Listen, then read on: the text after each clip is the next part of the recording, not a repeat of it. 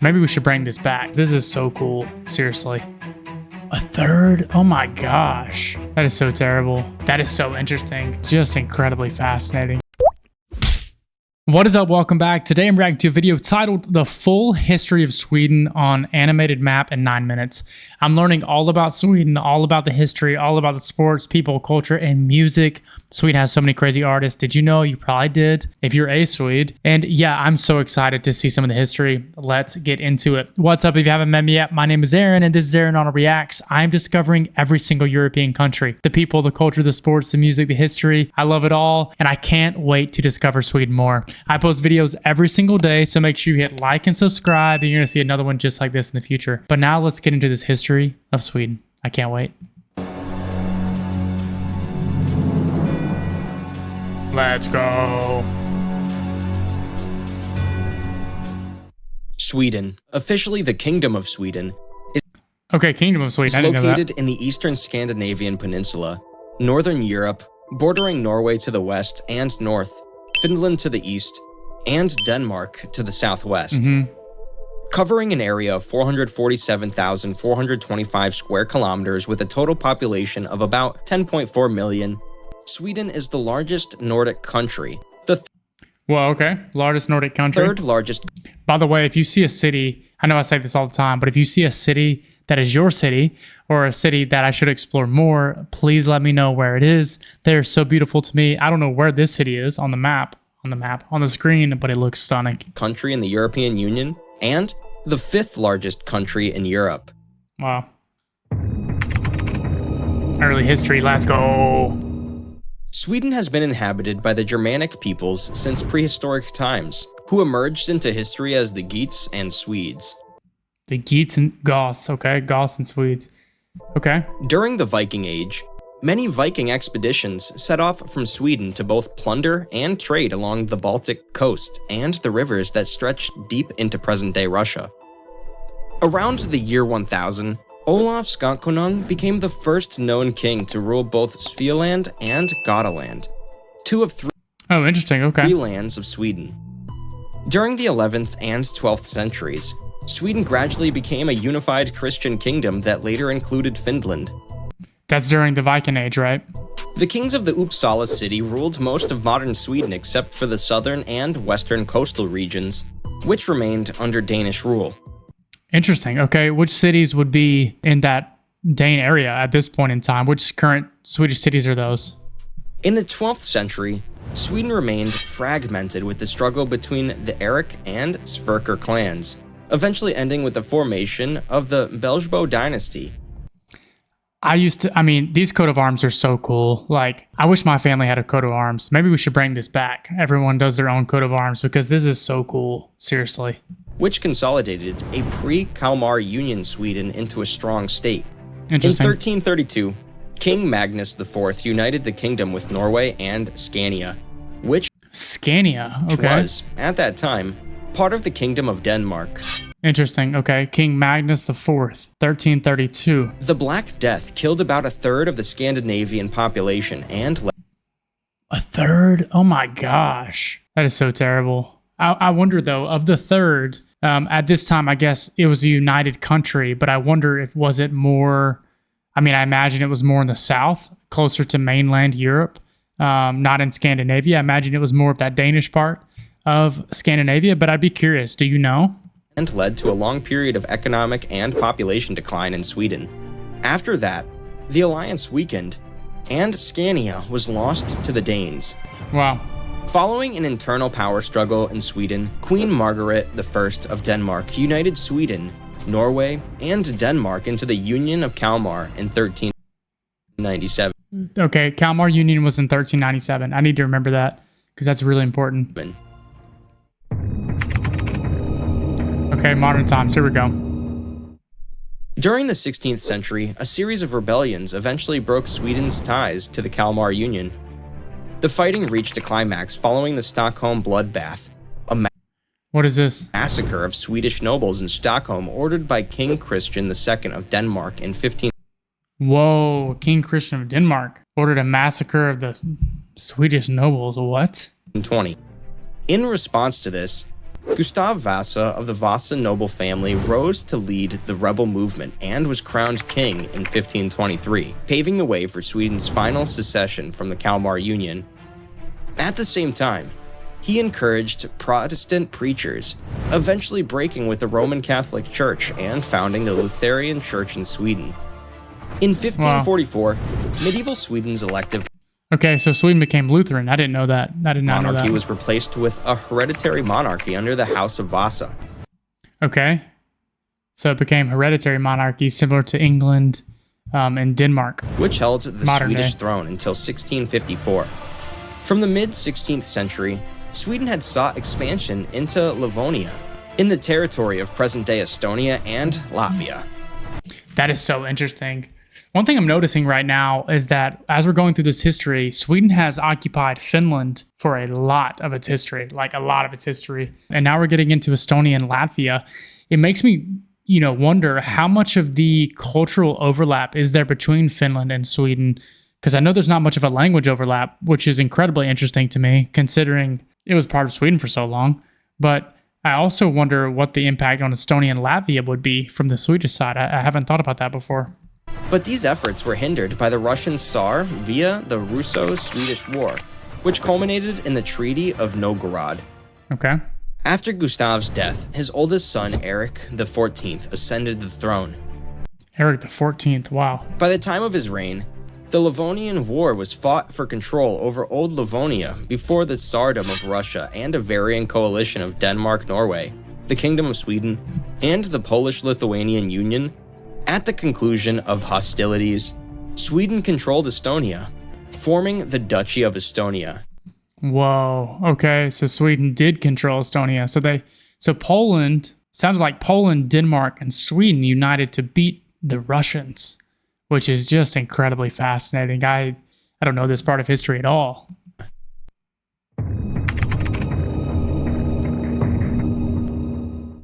Since the dissolution of the Kalmar Union, Swedish foreign policy had been aimed at gaining control over the Baltic Sea, leading to repeated wars with Denmark from the 1560s onward. Under the reign of King Gustav II Adolf, Sweden gained various victories in the 30 Years' War, seizing territories from Russia and the Polish-Lithuanian Commonwealth. Wow, so Sweden really, after breaking from the Kalmar Union, they continued to grow. Defeating Denmark in two wars of 1643 and 1657, Sweden gained control over the provinces of Denmark as well as Finland and provinces in northern Germany. All right, I got a question. I know the Scandinavian countries are always making fun of each other and joking back and forth. If you're Swedish or if you're Danish or Norwegian in this matter, is it a joke that you say, oh, you were part of our kingdom, blah, blah, blah? Is there someone who's seen as like this dominant one, like the big brother, and then the other ones are the small brothers? Is that Sweden in this situation? Or is Sweden kind of just equal to the others? I'm curious, actually, about that. After the Peace of Westphalia and the Peace of Roskilde with Denmark, Sweden emerged as a great power in Northern Europe. However, after its defeat in the Great Northern War against a combined force of Denmark, Russia, and Poland, Sweden lost most of its provinces on the other side of the Baltic Sea. Then during the Napoleonic Wars, Sweden lost Finland to Russia. In 1810, so that's when the official split happened, was in the Napoleonic Wars. They lost it to Russia. Man, Russia, such a huge country, and it seems like there's always been some kind of conflict along that border. Russia's always trying to expand. In 1810, a French marshal, Jean-Baptiste Bernadotte, was chosen as heir to the Swedish throne. Bernadotte. I don't know how you say that. Jean-Baptiste Bernadotte. I don't know how you say it. Taking the regnal name of Charles XIV. Whoa, okay, interesting. So a Frenchman became the king of Sweden. Wait, hold on, let me hear that again. A French marshal, Jean-Baptiste Bernadotte, was chosen as heir to the Swedish throne, taking the regnal name of Charles XIV. Very interesting. During his reign, Sweden fought its one last war with the Norwegians, successfully ceding Norway to the empire. Norway, then, was forced into a personal union with Sweden in 1814. Whoa, I've never seen that flag before. Wow, that's pretty insane. United Kingdoms of Sweden and Norway. which was peacefully dissolved in 1905. However, overseas trade was hard hit by the Napoleonic Wars, leading to general stagnation and economic crisis in Sweden.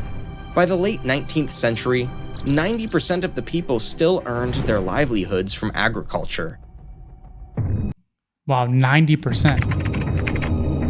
I mean, I guess that makes sense. I guess it's at the start of the Industrial Revolution, so that was happening in America. I'm not sure about Europe at this time, in the late 1900s. Was that also Industrial Revolution? Because I know a lot of migrants went to the U.S. during that time to, find new jobs in America. Sweden in both wars. I think Sweden remained neutral from what I know. Sweden remained neutral throughout World War I, trading with both the Allied powers and the Central Powers. In response to Swedish trade with Germany, the Allies stopped a large percentage of Sweden's trade, causing a severe food shortage in Sweden. This eventually resulted in the replacement of Sweden's conservative government with a social democratic one. During the war, some Swedes also joined the White Guards with the Germans to fight against the Red Guard. Whoa, okay. I think I've heard about this. Swedish volunteers joined the Finnish army to fight the Russians. They were trying to protect their eastern border of Finland, because if Finland was taken, then Russia's knocking at the door of Sweden. So it's really fascinating history. Guards and Russians in the Finnish Civil War, and briefly occupied land jointly with the German Empire. However, Sweden ultimately withdrew following Finnish protests. At the outbreak of World War II in September 1939, Sweden again maintained its policy of neutrality. During the German invasion of the Soviet Union, Sweden allowed the Wehrmacht to use Swedish railways to transport the German troops and heavy weapons from Norway to Finland. For the Allies, Sweden helped to train soldier refugees from Denmark and Norway to be used in the liberation of their home countries. It also Wow, okay. So Sweden was training in order to recover those countries, Denmark. allowed the Allies to use Swedish air bases between 1944 and 1945. Post-war to present day. Okay, let's go. By the way, the music sounds so eerie. It sounds like, scary, like something bad's Sweden about was to one happen. of the first non-participants of World War II to join the United Nations. During the post-war era, Sweden flourished in industry, facilitating the development of the social welfare system called folkhemmet. Okay, social welfare system. The people's home, a Swedish term for the Swedish welfare state or the Swedish model. However, by the 1970s, the economies of the rest of Western Europe were prosperous and growing rapidly, while the Swedish economy stagnated. Interesting, okay. Post-war, 1970s. I wonder why Sweden During stagnated. the Cold War, Sweden publicly maintained a strict neutrality policy and, at the same time, kept unofficially strong ties with the US, Norway, Denmark, West Germany, and other NATO countries. Wow, okay, what an alliance. So Sweden allied with the US, Norway, Denmark, Germany, and Finland. If I was to think about which countries Sweden would have aligned with, it literally would have been those. I probably would have said also the UK, England, because I think that they sent a lot of material through England, or they had a lot of trade during the wars with England. Maybe I'm wrong about that, let me know, but I would have also expected England here. A few years after the end of the Cold War, Sweden became a member of the European Union. Whoa, they joined in 1995. Okay.